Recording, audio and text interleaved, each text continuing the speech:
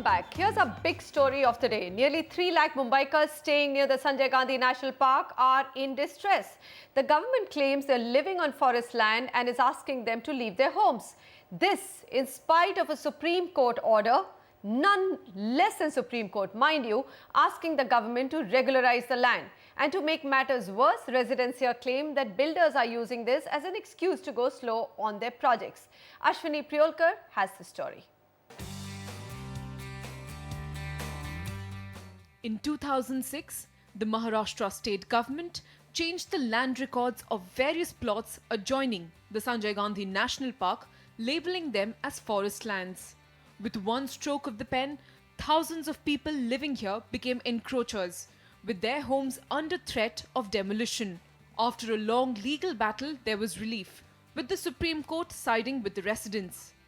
We had to follow up with successive governments in Maharashtra to actually alter the Satbara records.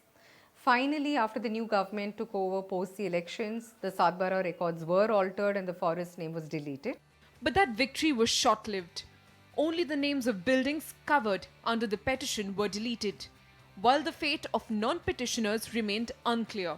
And while the residents fought to get that rectified, the government dropped a new bombshell by sending a fresh notice to even the successful petitioners. About 2 weeks ago, several of the residents again received notices from the Tehsildar's office asking the various societies to show cause as to why the forest entry should not be reinstated because they had received further notice and intimation from Mantralaya. So again, the entire issue is in that sense cropping up. Basically, having succeeded in the Supreme Court, there was no reason for us to again be subjected to this entire inquiry by the revenue authorities. And the matter should have ended there. And if the legal uncertainty wasn't bad enough, this ruling has had an impact on development in the area as well. Several projects that were launched in the Mulund-Nahur area in the early 2000s have been stalled, with reputed developers including Runwal, Nirmal Lifestyle and Aristo wary of further legal complications. In 2005, people here started booking the flats and all, and in 2006 there was this forest issue which came up, but again we were not told, because when we went to book our flats, we were not told about this issue. After that also, as I said, we are the direct victims. Till today we are the victims because the builders here around here, they are not starting the projects. They are still not communicating to us. A decade later, it's still unclear whether the developers are deliberately delaying project to ride out the slump, or are they also entangled in the policy flip-flop. This is just an excuse. If a builder was a petitioner, then definitely, right, I think from 2014 when the judgment of Supreme Court came, he's free to do what he wants. So where is the question of him not being able to make or deliver or hand over possession? As things stand, the residents are asking the state to recognize the Supreme Court's order to regularize their land, a move that should also help developers to complete their projects and give more room for the region to grow. In Mumbai, Ashwini Priyolkar, NDTV. Well, it seems very complicated as an issue. Dharmesh Jain, Chairman and Managing Director, Nirmal Lifestyle and President, MCHI Credai, and Prakash Padikal, President, the Hillside Residents Welfare Association, are both with me today to find out what's really going on. Dharmesh, my first question is, there's so much confusion about this issue now.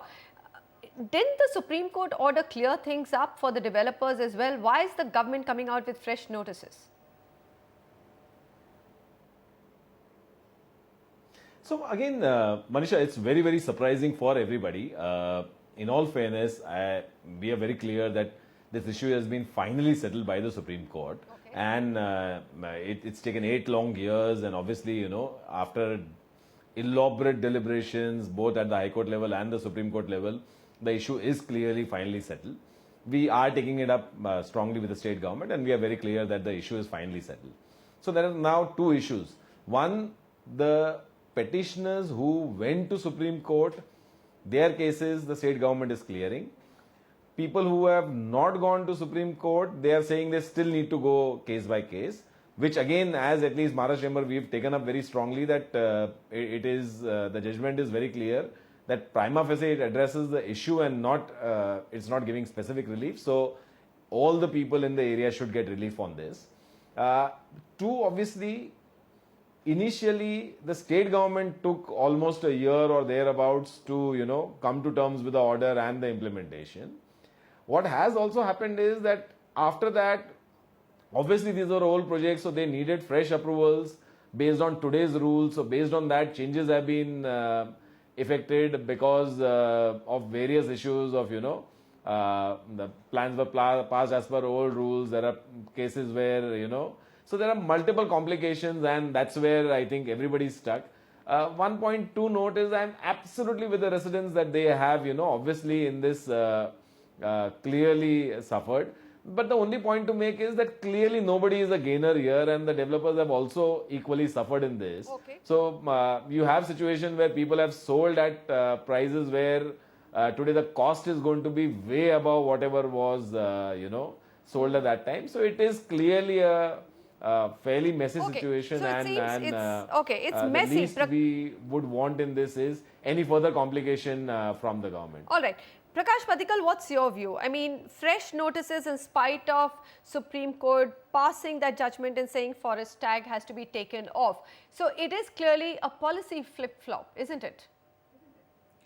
It is totally messing up the thing. The 2014 judgment on 30th of January, it was pronounced by the Supreme Court, which is applicable to everybody, as Dharmesh, my friend Dharmesh has mentioned very clearly. And the association, Builders Association, is also taking it up. It should be, categorically I can say that it is applicable to everybody. And as far as Hirva is concerned, we had covered total of Mullund and Nahur. Almost 100% residents who were living there earlier were covered in the petition. Okay. So now part of it is taken out, and they are issuing notices to those people to prove that whether they are petitioners. And the department itself has given an affidavit in 2010 to the Supreme Court stating the names of each and every individual society where we had paid the net present value. And right. Now where is the question of issuing notices to these people coming again? I was taken aback, totally shocked to see this kind of notices issued to the residents who were represented in the Supreme Court, and which will lead to contempt of court.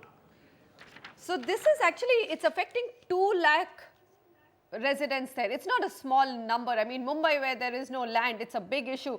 Prakash Padikal, what I want to know from here is, it seems to me that developers also are a victim rather than the guys who are the bad guys in this picture. Yet the residents seem to believe that developers are not communicating with them and are not giving them enough information. Why are they the bad guys here? You see, they had suffered till 2014. Okay. We were traveling in the together in this particular matter, and after getting the judgment, some of the builders I know very clearly has got a permission from the authorities to go ahead with the construction. Dharmesh, by using this platform, your platform of the association, you should not make people suffer further, because 10 years, 11 years is quite a long time for the poor people to take up the things and wait indefinitely. So my request to all the developers to go ahead, whomsoever has booked in this thing, whatever is the little bit of difference, in the area, it is my personal opinion, where you should settle it and you should take it up and deliver the Okay, let me find out from tenements. Dharmesh. And Dharmesh, the biggest grouse is, I think, buyers are just saying that we are left with no communication from the builder. So that's one that you need to tell me what's going on. The second thing is that, yes, to 2014, Manisha, the judgment came, and Manisha, after that, a lot of clearly, you got approvals. Go ahead, tell me. Manisha, very, very clearly, I think every year it would be difficult for me to, speak en masse, but I can say that people are communicating, and wherever there is a communication gap, I'm with you that needs to be addressed. So very, very clearly, all for, if there is any further improvement required on communication, certainly there should be improvement on that, and, all for it. All that I'm trying to say is that wherever possible, I think people are pursuing permissions. What we need to also understand is that there are huge amount of things that have changed in the last 10 years as far as the rules are also concerned. So, people have had to go back to the corporation, again apply a fresh set of rules, and, based on that, obviously take fresh approvals. So, that is where the time lag has been. But all for, wherever communication can be improved, Dharmesh, are they you saying should that definitely, these projects haven't I'm all got the for projects further which work are being done stuck on haven't that. got approvals even now? Under the new DCR norms, are you saying that? So that's one question that I want an answer to. A lot of projects which are stalled by either Nirmal or Ranwal or Aristo haven't got approvals? So, Manisha, in our case, in most of the cases, we have been able to get approvals, and work has already started in most of the projects where our projects were involved. But as I said, really speaking is individual cases. So hypothetically, at that time, there were different rules for high-rise. So obviously, people who have had to go back to high-rise, go back to environment, it is time-consuming. Okay. So wherever people have had to go back for, elaborate permissions, unfortunately, it is in Mumbai, it is a 2-year process. So if you have to go back to environment, it is a 1.5 to 2-year process. And there is no way you're going to be able to avoid it.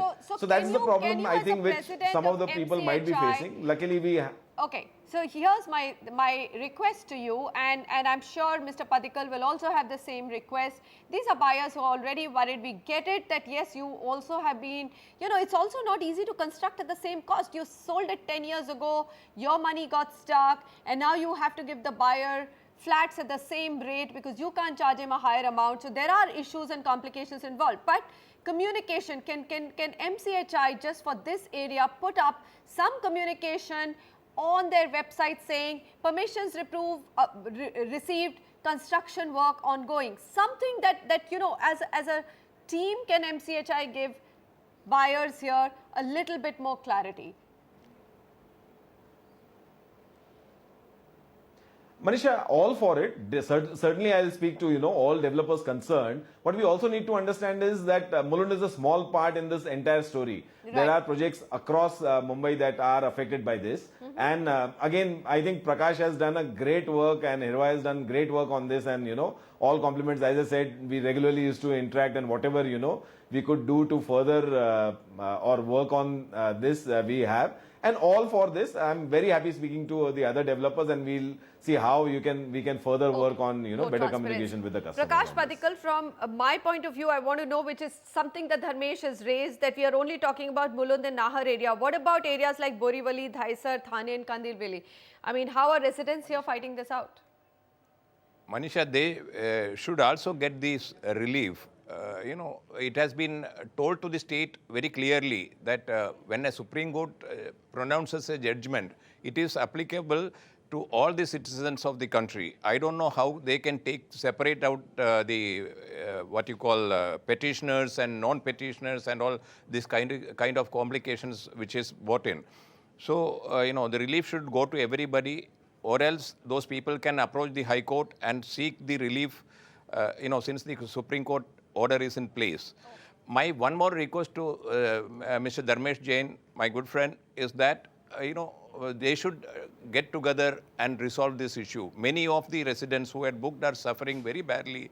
They approach us, and, permissions, as far as I know, are almost, in most of the cases, it is cleared. Now you should, whatever is little bit, what you want to take towards the construction and all, and clear off. You call those people, discuss with them, and give them the houses what they had booked. This is my request. A commitment here Humble from the request to you, president sir. of MCHI that this will be done, Dharmesh, and thank you very much for coming here and representing not just your own projects and your company, but the industry as a whole. Prakash Padikal, keep the fight on. People like you are the ones who really give buyers that strength to protect their interests. Thanks, gentlemen, for joining me. On the other side, we'll go back to taking your Q&As for finding you the best projects, this time Thane.